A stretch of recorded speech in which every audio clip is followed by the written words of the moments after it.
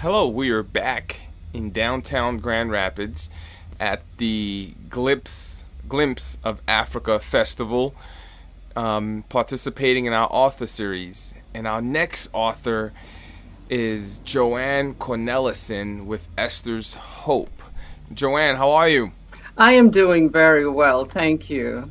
It's good to see you, It's good and to see you. it's good to hear more about this awesome book that you've written. But before we get to the book, Esther's Hope, please tell us a little about yourself. I am an ordained minister of the gospel, but I wear several hats. I am a pastor, a local pastor at Sentinel Point Community Church. I am vice president at Baruch Senior Ministries, and then I am CEO and founder of Esthers Hope Ministries. That is truly awesome. As you mentioned, you do wear a lot of hats. Yes, I do. um, so please tell us a little about Esther's Hope, and the significance that you're trying to convey to the readers, specifically when we're looking at today the festival in Grand Rapids, A Glimpse of Africa. Esther's Hope is really born out of a passion that I felt in my heart. As I was working up the corporate ladder, I got to a stage in my life when I just wanted to do something more. And that something more meant reaching back into my country and helping underprivileged girls access education. So I established Esther's Hope for that purpose, to give these young women in rural areas the opportunity to go to school. Wonderful. Please tell us a little bit about more your upbringing. Where exactly are you trying to impact? All right. Well, I was born, raised, and educated in Kenya, and then, of course, came to the United States in 1996. And I pursued religious studies, became a pastor, and that led me down the path of serving people with disabilities first. And then now I serve senior citizens. But deep within my heart is still that need to give every young woman the opportunity to be all that she can be. And so Esther's Hope is really about helping young women explore their potential. Wonderful. When we look back in places, certain parts of Kenya, Uh-huh. have you been able to engage with the young women in Kenya so that potentially they may see you as an inspiration, as a sign of hope? Absolutely. Kenya is an amazing country with amazing people. Some people have every opportunity that you can imagine, as many opportunities as we find in the West. But then there are others who do not have access to those kinds of opportunities. And so as I got deeper into my corporate life, I began to wrestle with what was happening to the girls back home. Many of them are from rural areas where they are forced to get married really, really early, as young as 9. Some are forced to go through a ritual called the FGM. Others are forced to go into menial labor, house girls, where some people take advantage of them. And so just as a pastor, my heart was aching. And I felt like I had been so fortunate to find this opportunity to come to the West. And I didn't want to hold on to that opportunity just for me. And so this is the way that I felt I could plant myself back in my community and help other young women access education and reach their full potential.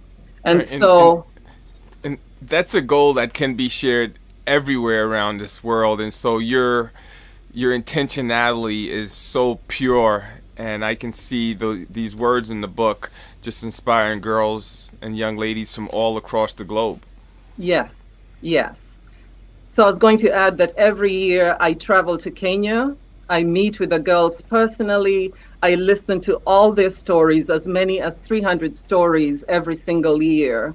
And then we go through an interview process where we admit girls into our program. And we walk alongside their parents in making sure that they can have a seat in school. Wow. That's very powerful and very positive. How can people that are watching today, and of course, because this will live online, get a hold of you so that they perhaps might participate in this wonderful work that you're doing, or might want to apply? I love talking to people. So I'd say the first option is to call me directly, 616-635-7993. I would love to talk with anyone who wants to learn more about Esthers Hope. But we also have a website, www.esthershopeministries.net, and we capture our stories right on that website. So it will give you a taste of who we are. Fascinating. Esther, not Esther, but the book, Esthers Hope.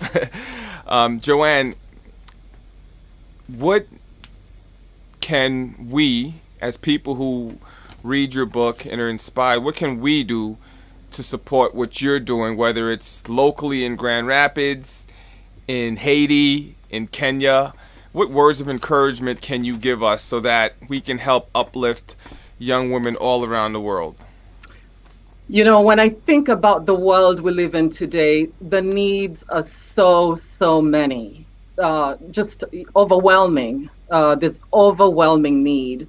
And so what I would say is just open your heart, open your eyes, and for each one of us, we will sense a passion for a particular group of people, whether that is people in prison or young women who are abused and cannot go to school. It could be anyone that's marginalized and kept on the outskirts of society. And once you feel that burden, I would encourage you to go for it. Go for it. I remember when I began this journey down the path of Esthers Hope, I really didn't know what I was doing. I still think I don't.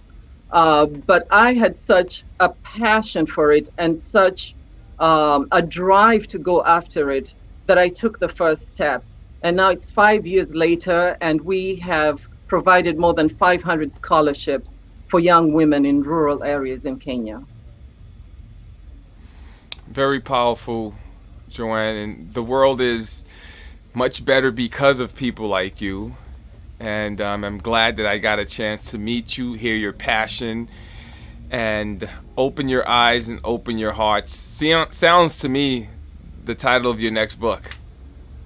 Yes, I am working. I'm always writing. I love to write and I love to read. And hopefully the next one will be out soon.